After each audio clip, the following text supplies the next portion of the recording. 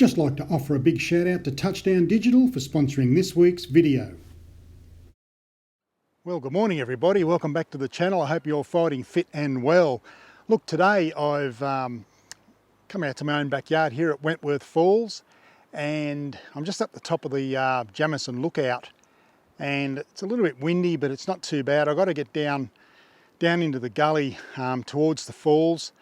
This is the beginning of, well, the end of a 15-week draconian lockdown we've had here in New South Wales, and we're now able to get out. And I thought I'd just come out to my backyard. I haven't been able to experience it for some time, so I'm just going to spin the camera around, excuse me, and just show you what my backyard looks like.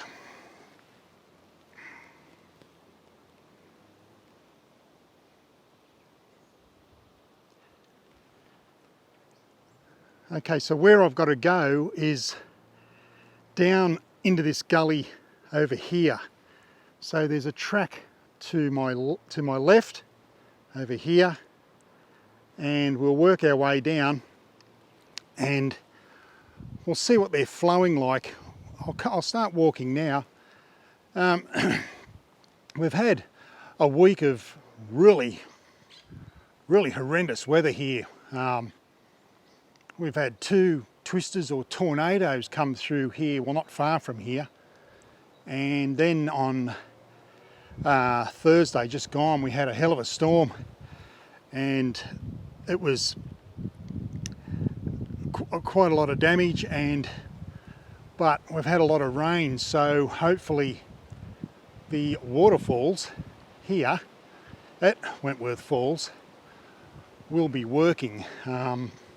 I'm running a bit late, but that's okay. I think once we get down into the gully, it's a lot shaded area with a bit of dabbled light, so this should be quite interesting actually. It's just so good to get out and walk around. So it's a bit windy up here, so I hope you can still hear me, but once I get down to the falls, I'll turn the camera back on and I'll just show you how beautiful this place really is. Okay, I've right in the heart of Wentworth Falls area.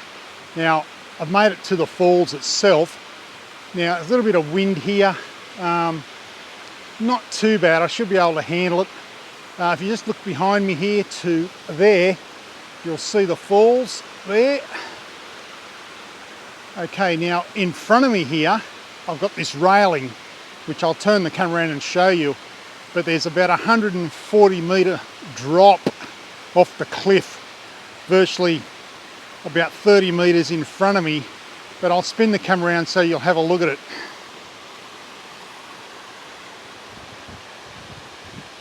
As you can see,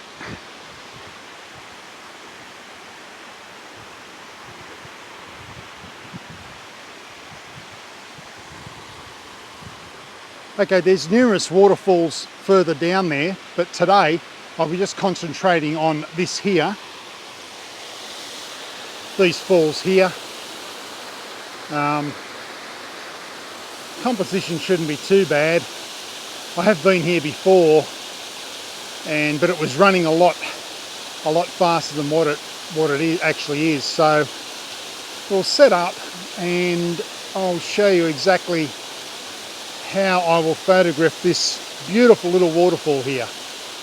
Okay, I hope you can hear me. I'm virtually on top of this waterfall here, but as you can see, I've got the Benro gearhead here, and this is an outstanding piece of kit to have on your tripod. I've swapped out the ball head for the Benro gearhead, and as you can see, it's micro adjustments. I can go to the right, I can go to the left, and I can crop out things either side. I can also go this way at an angle, but I can also turn it down to a 45-degree angle or back up, as you can see what I'm doing there. A really good piece of kit, and it really helps with your composition. I'm glad I'm using it because it enables me to have less editing to do, because I can crop You can have a look at that. I've got the branches and trees over there, but I don't want that, so I can just move it ever so slightly till they're out of the way. Now, with a ball head, that's very hard to do, and it really, it's incremental measurements when you're using these geared heads, so it really is, just lighten up a bit, really is a nice piece of kit to use. It's the Benro gear head, and as you can see, it's actually turning that way. That's not a bad composition, actually. I think I'll leave it there. But with the Benro gear head, as I said, it's all micro adjustments and a good piece of kit to use. So I'll take a couple more shots and we're coming to the end of this here. So what I'll do, I'll just turn this a bit that way. Just by turning it, you angle it up. And you can really fine tune your composition, and that's what I like about using the Benro gear head. So I'll take this shot and we'll see how we go. Okay, I found probably my second composition of the morning, and I've got the camera, well, this is the video camera I'm using, obviously down really low, and as you can see, we've got a bit of a trickle or a horse's tail up here on the face of those rocks there. We have just here a real small flow of water coming down into this area here. So this should make for quite a nice intimate sort of scene here.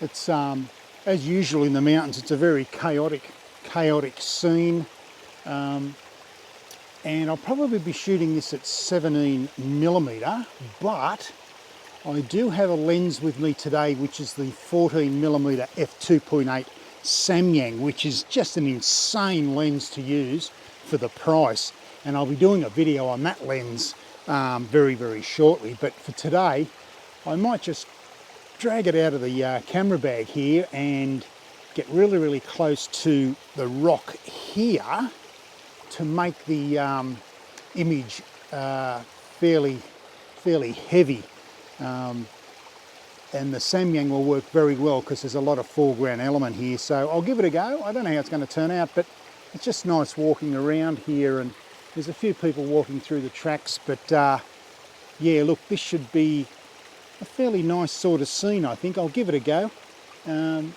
As usual, I'll put all the images at the end of this video, so we'll set up and I'll tell you exactly what I'm doing. Okay, as you can see, I have the camera set up really low to the ground. I'm using the 5 kilo JB Gorilla Pod, and the scene that I'm trying to photograph is just above that camera there. So by getting down low, I'm changing the perspective.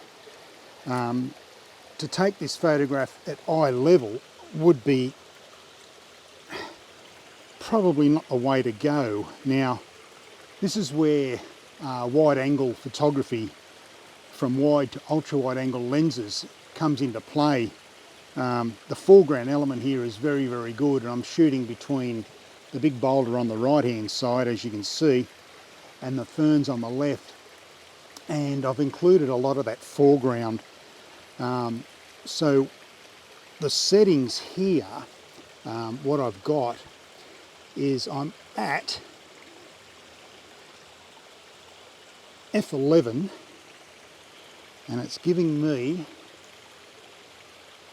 a 4-second exposure, which probably is a bit too long, but what I like to do, and I'll show you this, I'll work my histogram to further to the right, and I'll actually deliberately overexpose the highlights. So it's called exposing to the right, and it really does, this does really work, because when you expose to the right, you're able to bring back down the highlights, but you can raise the dark areas or the shadows. So it's a good way to do it. So I'll set that up and I'll show you exactly how to do it.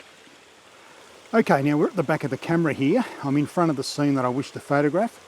I've got the camera down low. I'm at 17mm at the present, and I'm shooting in manual. I've got just over about a 3-second exposure time here, and my aperture is f11. Now, I like to expose to the right. Now, as you can see, it's a bit underexposed. If you look at the histogram on the right here, you'll see that I've pushed too far left, so I'm too far into the darks. Okay, so I'm too far to the left, meaning I'm underexposed. So by controlling the shutter speed, I can move my histogram to the right. Now, if you keep your eye on the histogram, the right-hand side, I'm just touching. So that's about it. So that is what I call exposing to the right. If I go too far to the left, it's underexposing. So this is why the histogram is very good to understand and how it works. So that's it. That's exactly how I want it. That gives me a shutter speed of 6 seconds. I'm at f11 ISO 100. I'm shooting in manual. So that's how you expose to the right. Remember, with histogram, right is white and left is dark. So to use your histogram properly, that's what you have to do. So we'll take this shot and see what we come up with. Okay, so that's the shot there. Not too bad, I think. I'll be happy with that. Once I put that into post-edit, that'll come up really, really nice. And that's what I call exposing to the right. I can bring back down the highlights and raise the shadows without increasing ISO. And that's the key. That's the key here to this. So that's a little bit of intimate landscape photography, just something a bit different. Well, that's it. For me this morning at Wentworth Falls, my hometown, and got a couple of good shots there, a few intimate sort of landscape shots, and seem to work out all right. I'm happy with the images.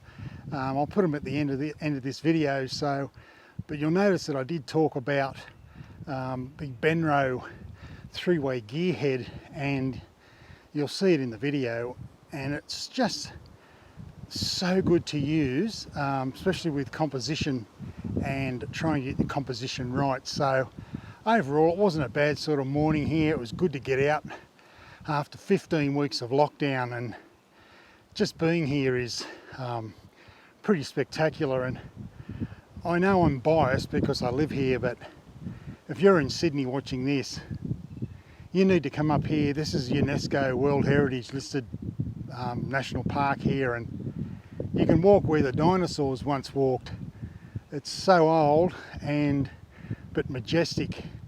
So yeah, look, Wentworth Falls is one of the picks. A few people around here today too, obviously, because we can get out here in New South Wales. But I hope you enjoyed this video. The images, as I said, weren't too bad. I'll put them up at the end of this video. And next week I'll be doing the Grand Canyon walk. Not like the Grand Canyon in the United States. This is a different Grand Canyon, and the sights there are absolutely magnificent. Not far from here actually, so that's next week. Also too, I'll be talking about the Samyang 14mm 2.8 ultra wide angle lens. It's a cult following, this lens, and wait till you see what you can do with it. It's just an outstanding lens for the price. So that's next week as well. So any comments or any suggestions, please put them down below, and I'll certainly get back to you as soon as I can. So I think it's I'll walk back to the car, coffee time. I only live just over there.